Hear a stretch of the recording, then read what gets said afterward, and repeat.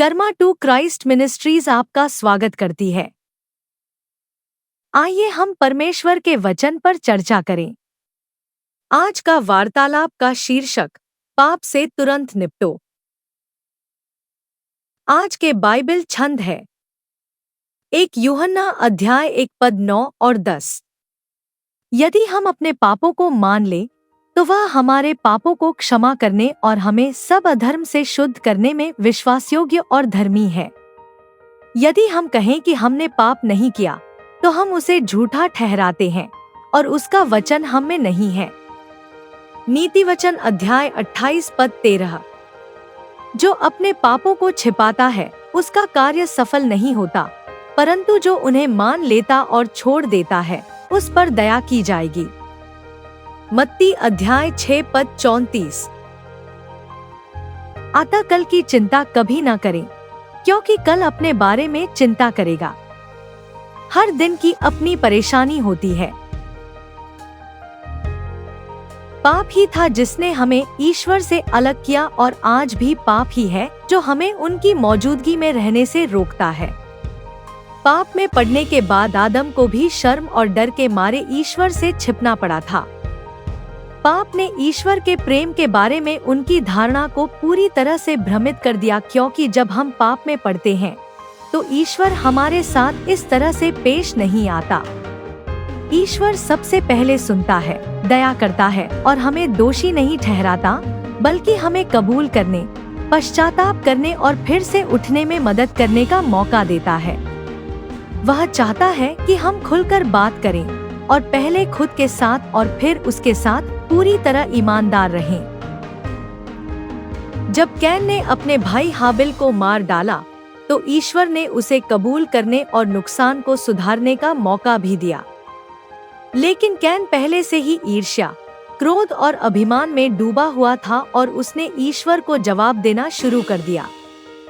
शायद कैन को यह एहसास नहीं था कि ईश्वर के पास मृतकों को जीवित करने और हमारे सभी पापों को क्षमा करने की शक्ति है।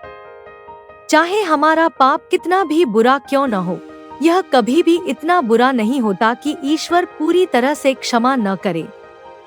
मुझे लगता है कि हम भूल जाते हैं कि वह जानता है हमारे सभी गहरे और सबसे गहरे रहस्य। जब हम बिना स्वीकार किए पाप के साथ जीते हैं और इसे छिपाते रहते हैं तो यह परमेश्वर के साथ हमारे रिश्ते को प्रभावित करता है। पाप परमेश्वर के चरित्र के बारे में हमारी समझ को भ्रमित करता है और हमें उसके प्रेम के योग्य नहीं होने का एहसास कराता है। यह हमें प्रार्थना करने और मांगने से रोक सकता है, क्योंकि हमें लगता है कि हम इसके लायक नहीं हैं। परमेश्वर वादा करता है कि छिपा हुआ पाप हमें जीवन में समृद्ध नहीं होने देगा। पाप हमारा स्वामी बन सकता है यदि हम इसे जड़ से काटकर दूर नहीं फेंकते। केवल यीशु के सामने अपने पापों को लगातार स्वीकार करके और उनकी मदद मांगकर ही हम किसी भी उत्पीड़न पर विजय पा सकेंगे जिसके द्वारा शत्रु हमें नियंत्रित कर रहा है। स्वीकार करना और पश्चाताप करना पूरी तरह से आपका निर्णय है, क्योंकि परमेश्वर ने आपको मृत्यु और पाप पर यीशु की जीत के माध्यम से पाप पर अधिकार पहले ही दे दिया है।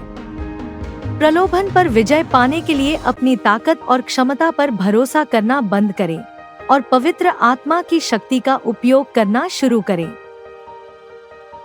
कल आप क्या पाप करेंगे इसकी चिंता न करें, बस आज पर ध्यान केंद्रित करें। यीशु को आज अपने पापों को दूर करने दें ताकि आप स्वतंत्रता और विजय का जीवन जी सकें। आइए प्रार्थना करें।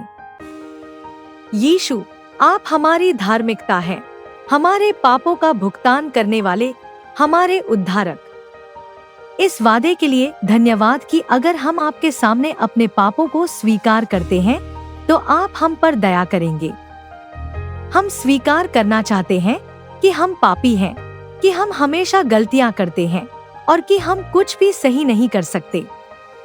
हम स्वीकार करते हैं कि हम झूठ बोलते हैं, दूसरों को बरगलाते हैं और जब हम मुसीबत का सामना करते हैं तो खुद पर तरस खाते हैं। हमें अपने जीवन से पाप को अस्वीकार करने के लिए मसीह द्वारा दिए गए अधिकार में चलने का आत्मविश्वास दें। हम अभी किसी भी दुष्ट आत्मा को अस्वीकार करते हैं जिसे हमने पाप के माध्यम से अपने जीवन में आमंत्रित किया है।